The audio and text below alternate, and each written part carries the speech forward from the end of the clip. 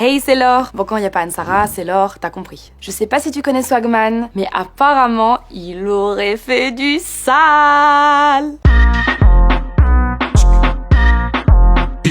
Si tu connais pas Swagman, c'est lui. Posey. Et il est aussi connu pour faire ça. Des fois j'aimerais mettre les mains dans mes poches, mais y a trop de billets. Et si vous connaissez Swagman, vous savez certainement qu'il est riche, J'ai la black car baby. arrogant, Donne tous des billets. Eh, prends ma gueule. et qu'il est tatoué de la tête aux pieds. Il a même le monogramme Louis Vuitton tatoué sur le crâne. Tatoué de la tête aux pieds.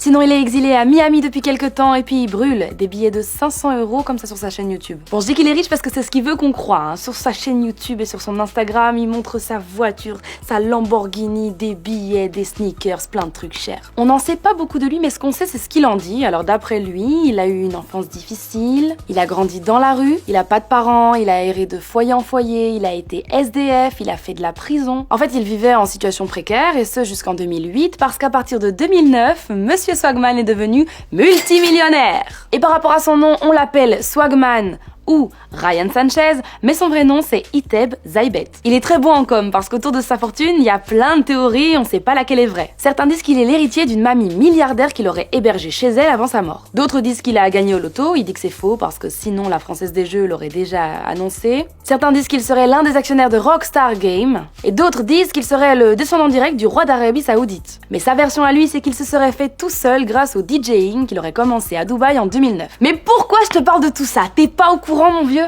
Il y a une enquête qui est sortie et le rappeur français, instagrammeur, influenceur, aurait arnaqué à hauteur d'1 million d'euros ses fans. Polémique de fou! Il y aurait 30 de ses victimes qui auraient déjà été recensées. Et là, c'est juste celles qui se seraient manifestées. Jusqu'à présent, on parle déjà de 750 000 €. Il y a carrément une page Facebook qui s'est créée où on retrouve 30 de ses présumées victimes avec carrément des preuves qui l'accableraient. La priorité là, c'est de me régler là, de te donner ton argent, parce que je te dois de l'argent.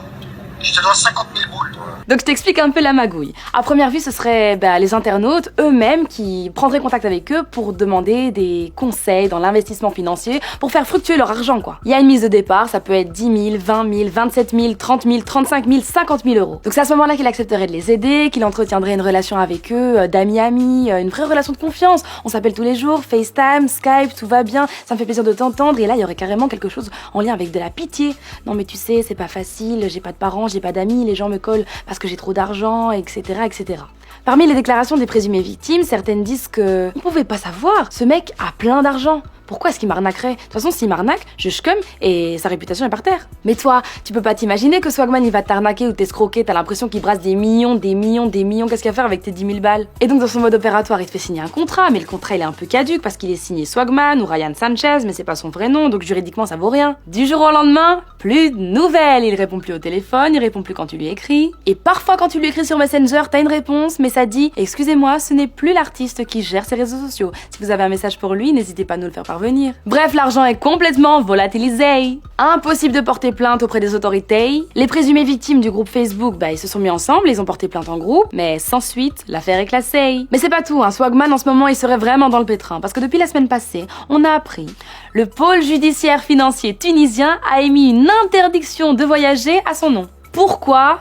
Toujours la même chose, blanchiment d'argent et escroquerie. On lui reprocherait d'avoir fait un virement de 17 millions de dinars tunisiens depuis la Suisse. Mais il s'est justifié en disant que c'était pour des biens humanitaires. Construire une mosquée, un centre pour orphelins, acheter un hôtel. Que de bonnes raisons, quoi. Il a pas encore été jugé, c'est pour ça que je parle au conditionnel, mais les accusations sont quand même accablantes, vous trouvez pas? Si tu as des hypothèses sur la fortune de Swagman, mets-le moi en commentaire. C'était Laure pour Easy. À demain, ou pas. Si tu as kiffé ce Easy, n'hésite pas à liker, commenter ou encore partager. Et n'hésite pas aussi à t'abonner à notre compte Instagram TarmacB1.